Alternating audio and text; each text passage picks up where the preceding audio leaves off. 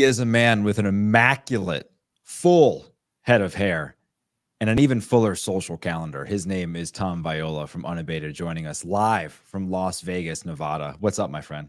I am doing well. How are you, Dan? I'm great. We're waking up today. We're about a week away from Phillies playoff baseball. We woke up to a dominant Eagles victory this morning, so we're fantastic. That's right. Some of us didn't watch that happen last night because they were in bed. You were in bed? I find that hard to believe.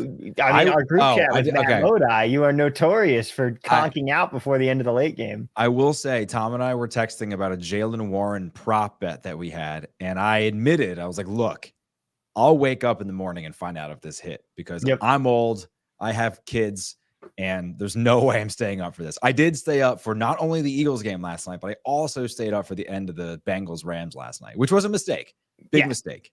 I did not even watch the end of that. I was thankful I had bought back in on some Rams +3 because I also had Rams 2.5. So that sucked, but nice. It washed me out. And then it salvaged my one teaser that didn't have Jacksonville and Baltimore in it and got me back to even. So I was very, very thrilled with that. There you go. That's how it's done. As we do every Tuesday, Tom's going to join us. We're going to talk about line movement going on in week 4.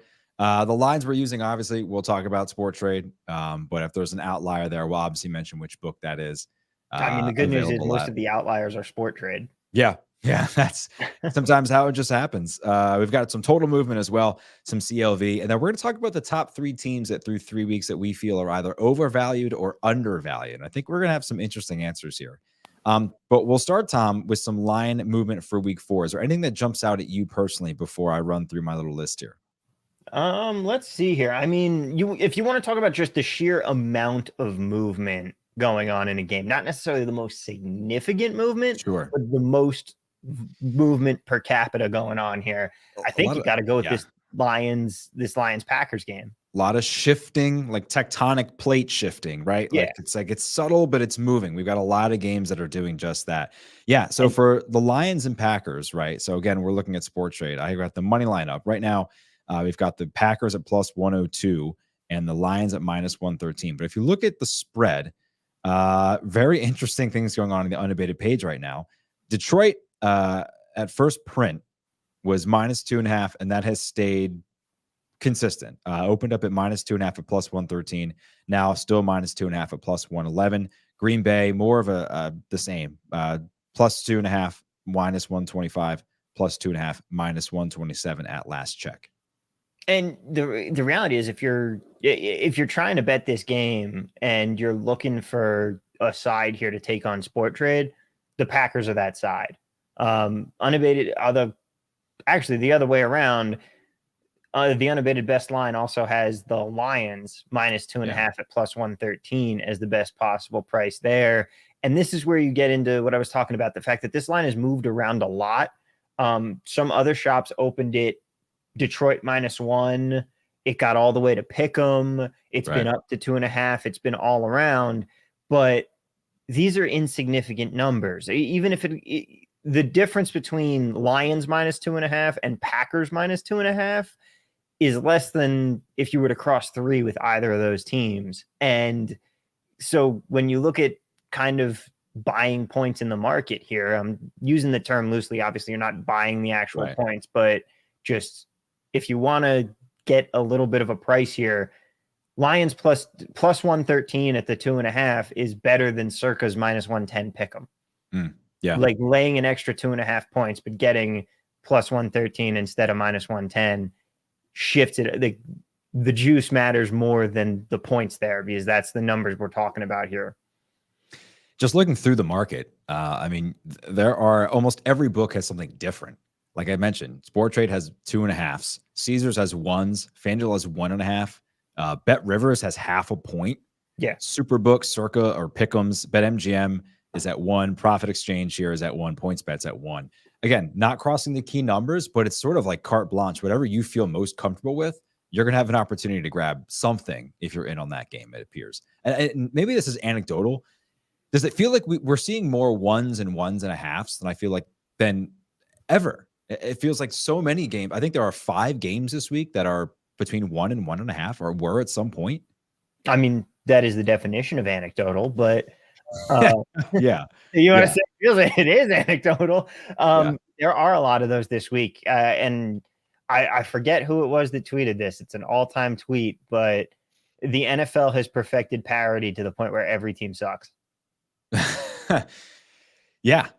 Some weeks it feels that way. Dallas Yeah, Cowboy fans are waking up wondering what the hell happened the other day. man, I like that Cardinals team. We'll talk about them more later. We will. We'll start though with two teams that I think the market is still trying to make their minds up on, and that's the Steelers and the Texans. Monday, the Steelers were -3.5 at +102.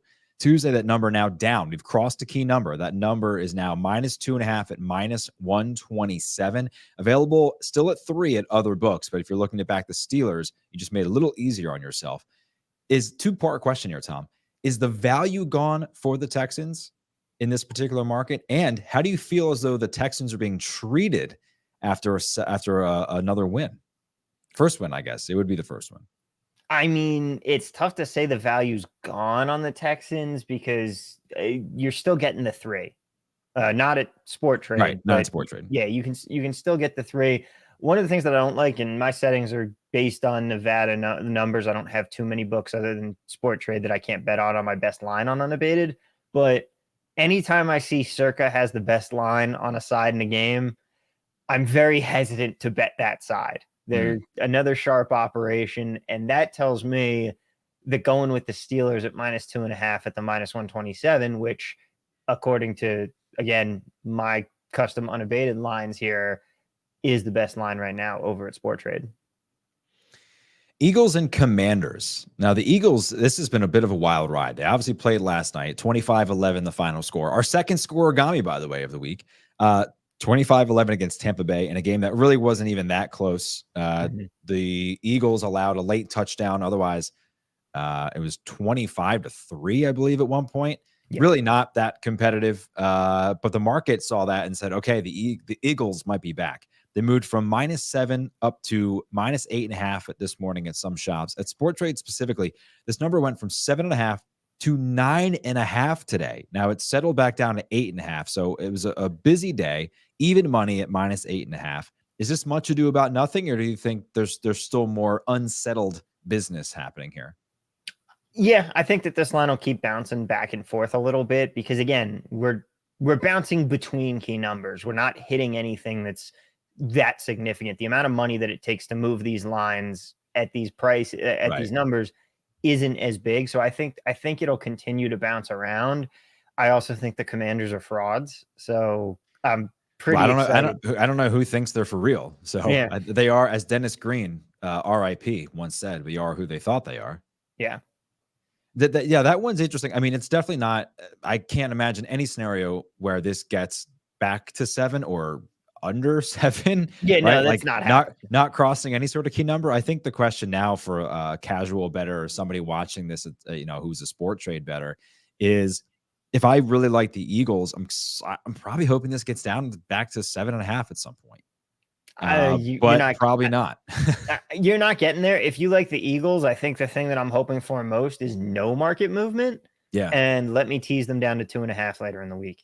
There are a lot of teaser opportunities on this week's slate, or at least they're shaping up to be a lot of them right now. Yeah, well, I mean, you've got the Eagles at 8.5 right now. You've got the San Francisco 49ers at 13.5. You've got the Chiefs at -9.5. Yeah, that number's not going to get teasable, unfortunately. The Cowboys are 6.5 right now. Good. I mean, the teams I'm looking for, if I want to build a nice 3-team Wong teaser here, I'm looking at Ravens plus 2.5 right now. Okay. I'm looking at Dolphins 3. There are some 2.5s in the market. If that goes back towards the 2.5 side, give me Dolphins 8.5. I like the Dolphins to win this game straight up. But I'll gladly tease them up to 8.5, and then that Eagles tease down to 2.5. Yeah. One day we'll get those in the app. Sam Howell has taken 19 sacks through 3 games. The record is 76, and he's on pace for 107 sacks. Jesus. That would be a record. But also, if you're in the props market, the Eagles defensive line absolutely dominated last night. Washington's offensive line is not great. I think there's some rich possibilities there if you're looking in the prop market. Yeah. The aforementioned Miami Dolphins, we're on the same side here. Dolphins plus 2.5 versus Buffalo this weekend, now at plus 102. I actually did bet this at plus 3 before it got down to 2.5. I said it last week. I think this team is an absolute wagon, and not before they put up 70.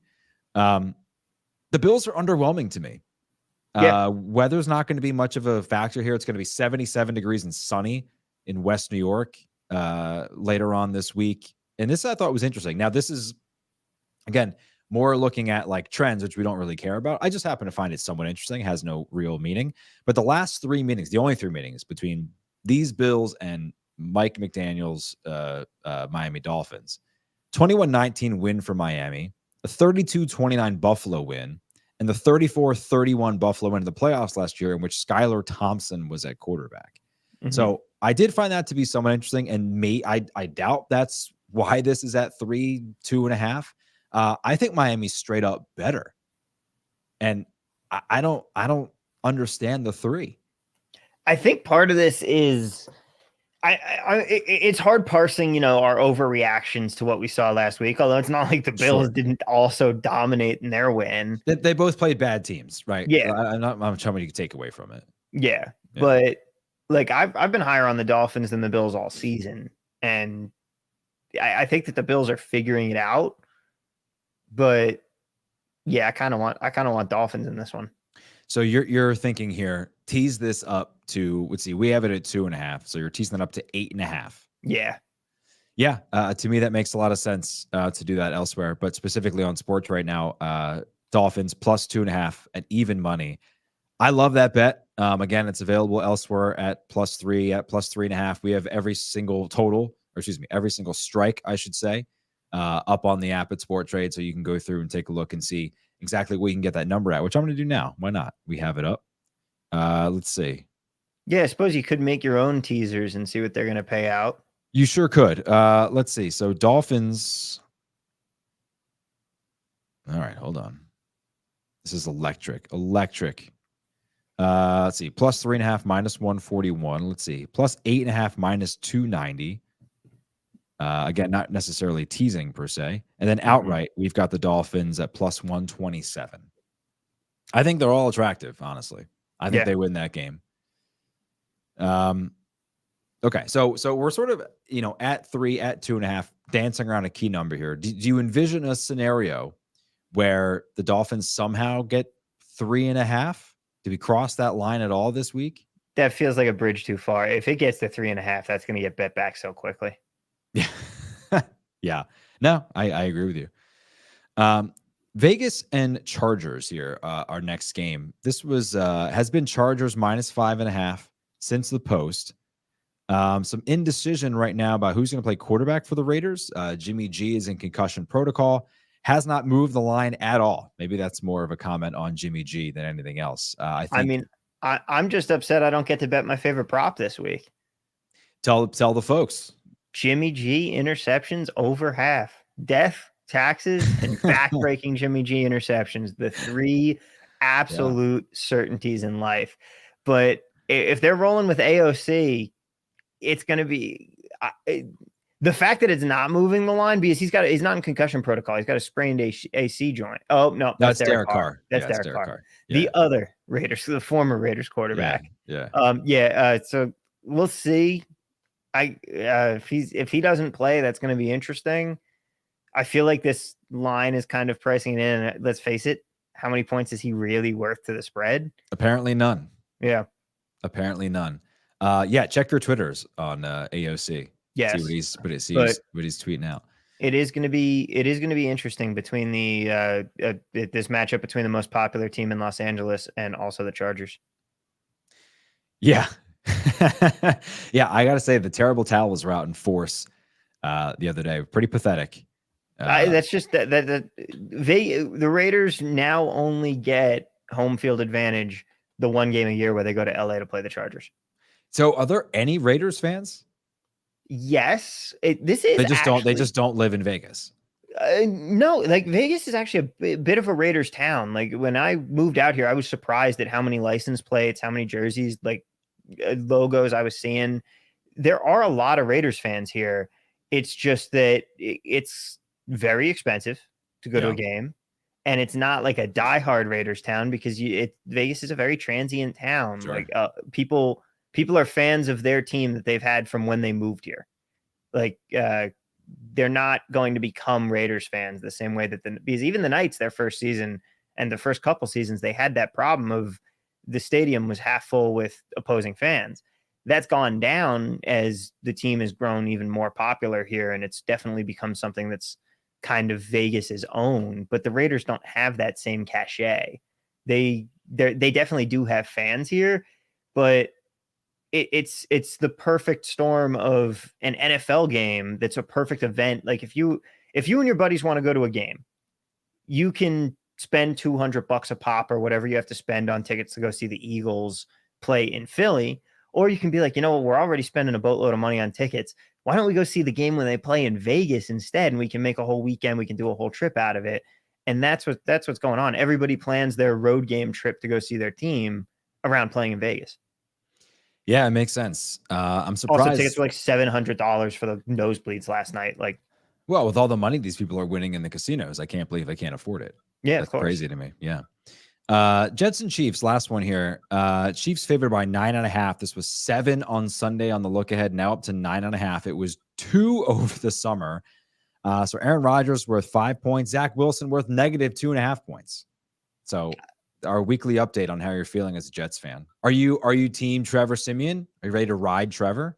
Give me Team Money Sizzle. I mean, anything is better than Zach Wilson. We are so haunted by the awfulness that is this team right now, with the Chiefs saying welcome to New York. Like, I don't know.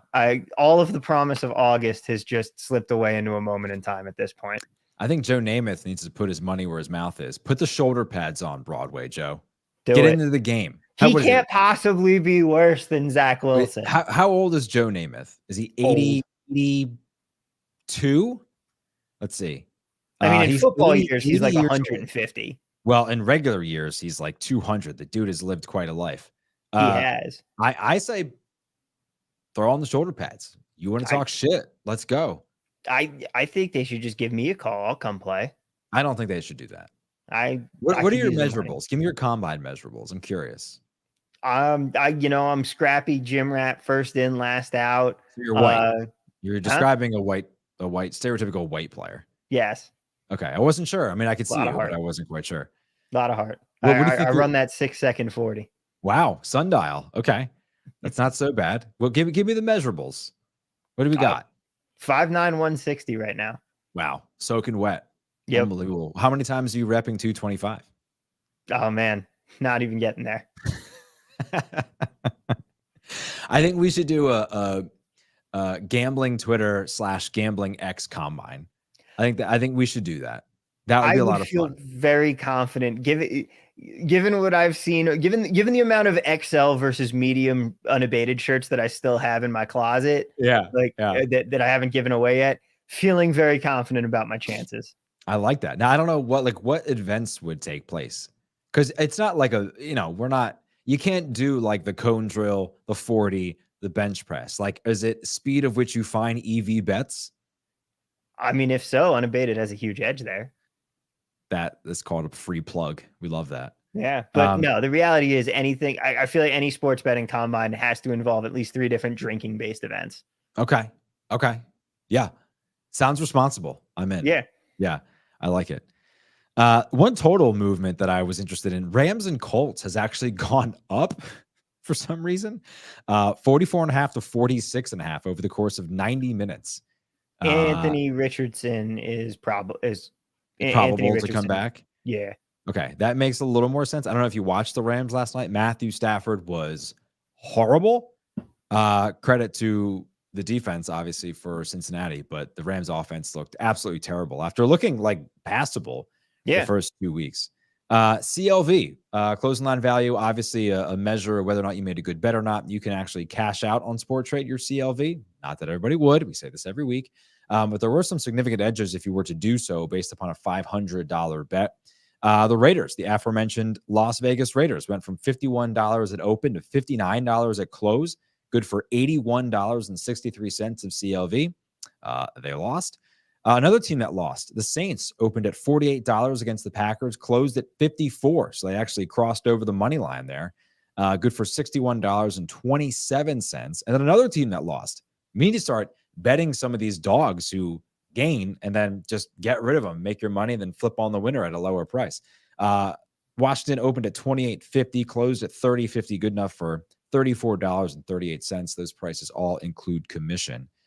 Can you envision a scenario, Tom, where you are hopping on an obvious, maybe not so obvious, a dog or somebody that you're not that confident in, just trying to beat the market and then flip it?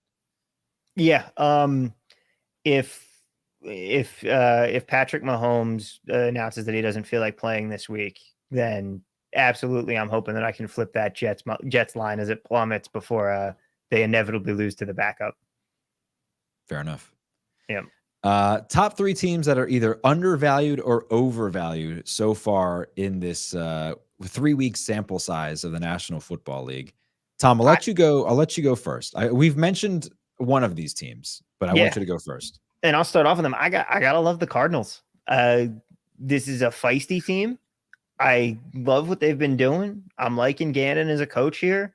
The defense is actually pretty good. I'm kind of excited to see what this offense looks like with Kyler Murray at the helm and maybe with Marvin Harrison next year. Oh yeah, very true. Yeah. But they're not a bad team. They're a couple plays from 3-0 right now. That's true. That's true. They are not the ultimate tank commander that we expected them to be going into the season.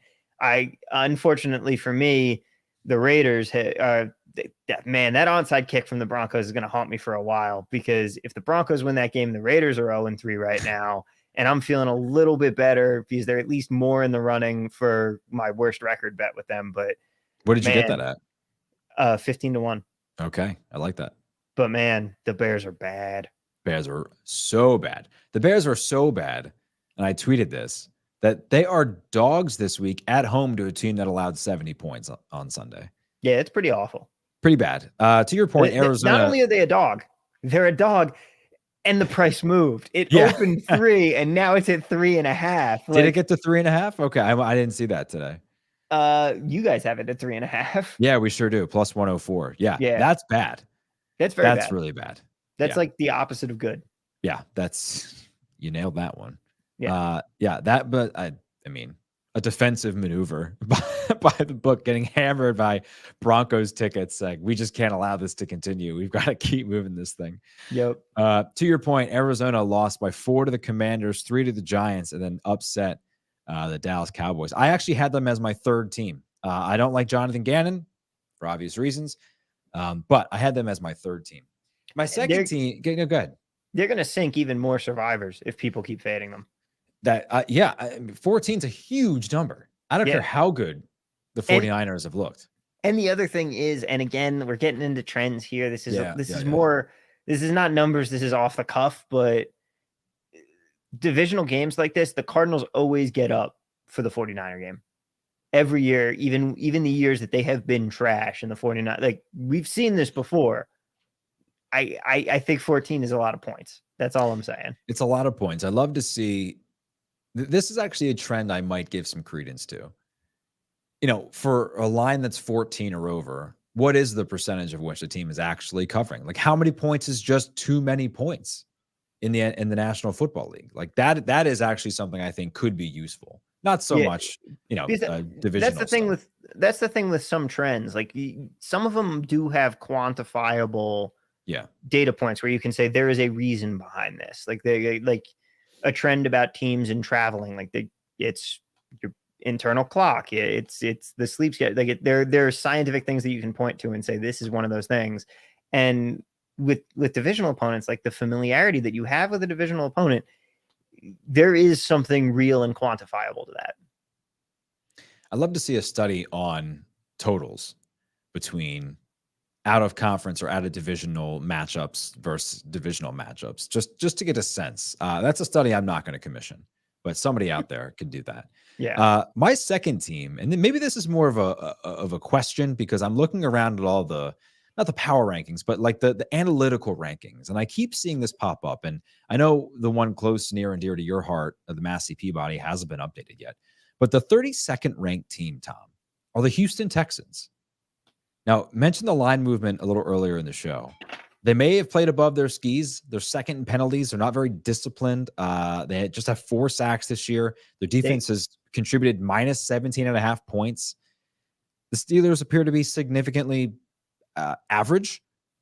But I just wonder, are we that low on the Texans just as a market? Yeah, I think we're that low on them. Okay. Another thing, like I talked about with the Cardinals game, the Texans just have the Jags number. It's what, 5 Divisional of the last game. 6 of the last 7, 9 of the last 10. They win that game. They get up and they win that game. But new coach, new quarterback, right? New coaching staff, new quarterback, so many new pieces offensively for the Texans. They were down 4 offensive linemen. I think those are things you have to sort of bake in to that, as opposed to saying they have their number. I mean, CJ Stroud doesn't have Doug Peterson's number, right? Yeah. But well, I don't know. I don't know if they talk in the offseason, but I have an inkling that they don't. But I think that the Steelers are perfectly average, and I think that the Texans had a good game. Okay. I'm excited to see what happens with this Texans team moving forward. Like, get CJ Stroud a line. Like, yeah, I'm curious what they're going to do next year. But yeah, I'm not ready to put them above bad in my power rankings just yet. So an interesting middle opportunity right now between Sporttrade and Parks Casino here in Jersey. Sporttrade has the Steelers minus 2.5, and the Texans are getting plus 3.5. Just to put it out there. And those are Steelers minus 2.5 at minus 130, Texans plus 3.5 at minus 113. Just wanted to bring that up. I thought that was tasty. I think that could be a game in which that middle could actually come into play. Okay. Yeah. And then finally, number 1, I think this team continues to be undervalued. We mentioned them earlier, the Miami Dolphins. Number 1 on EPA per play, just sort of down on the Bills. Again, in a world where we're seeing a lot of 1s, 1.5s, you're getting a full 3 here. It feels like a gift. And you mentioned you're already going to tease them up. This just feels like, to me, it feels like the market is just hedging against an eventual Tua injury. And we're just like waiting for it to happen and waiting for it to happen. Meanwhile, we just keep getting evidence that this offense is the 99 Rams. Yeah, I don't know that you can really bank on the injury happening. Like, I don't think we can either. But how else can you explain? Like, what do you think home field is worth nowadays? It's not 3. Because if it's 3, you're telling me you think these two teams are equal. And I don't think they are. It's not 3. I'd say it's probably closer to 2 in this particular game, maybe 1.5. But I don't know. That Orchard Park it's an atmosphere, and that takes about a quarter for teams to adjust to usually. But again, back to your point, divisional matchup, right? Yeah, they played 3 times last year. I don't think this number is actually all that wrong. Okay, like. As far as actually betting it, I want to take the 3, but remember what I said earlier about when Circa has the best line on his side? I'm afraid. Yeah. Circa's got the best line on Miami, and that worries me. What's the line? 3 minus 115. Okay. Like, that worries me a little bit. I get concerned when I see that. And I'm basically trying to see what happens with the market because Bookmaker and Pinnacle both have 2.5s. Yeah. You guys have 2.5. Yep. Circa's the only one hanging a 3 right now. Of the reputable books. Yeah. There are less sharp books out there that are floating 2.5s out there and such.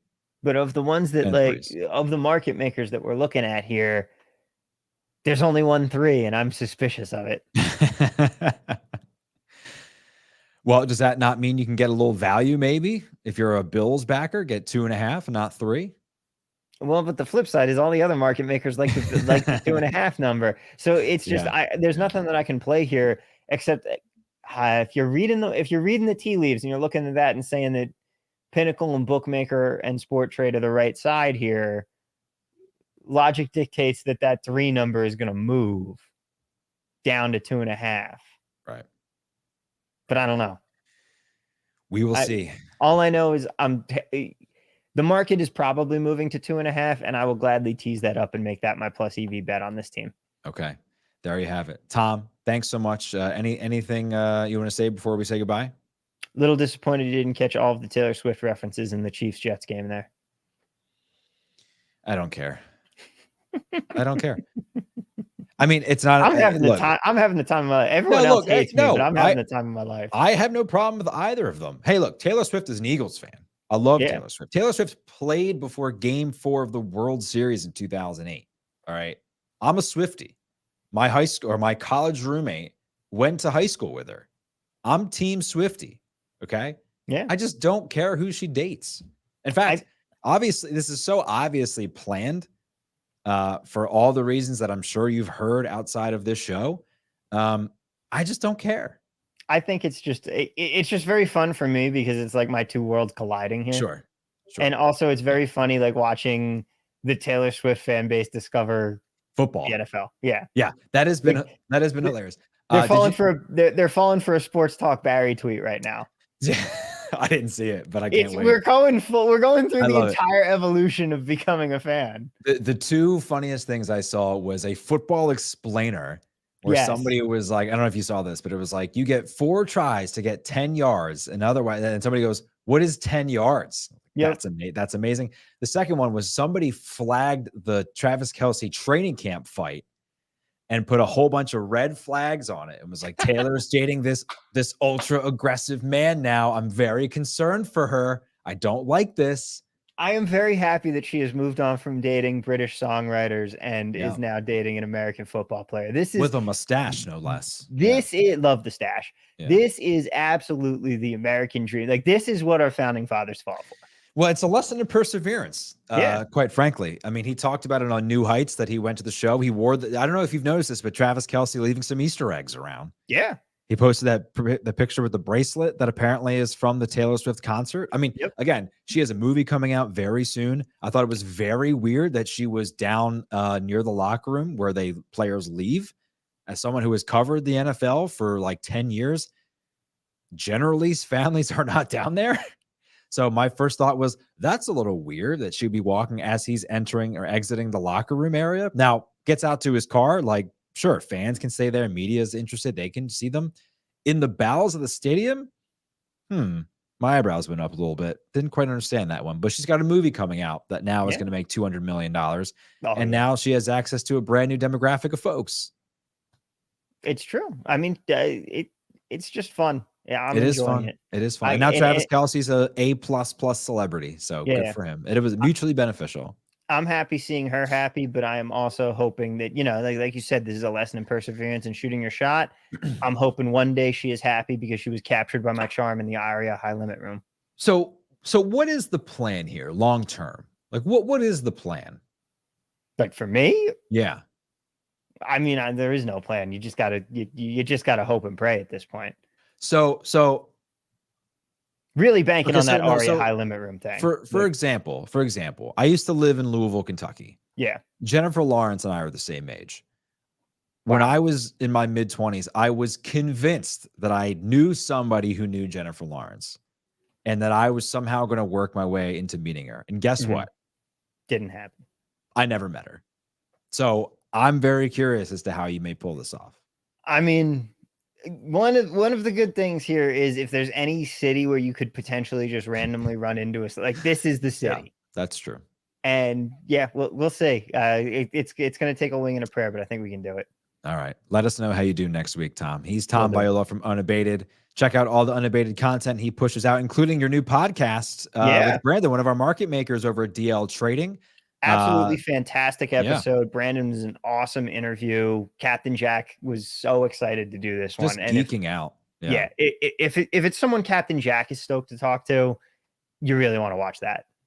All right. Tom, thanks so much. We'll talk to you next week. Have a good one. See ya.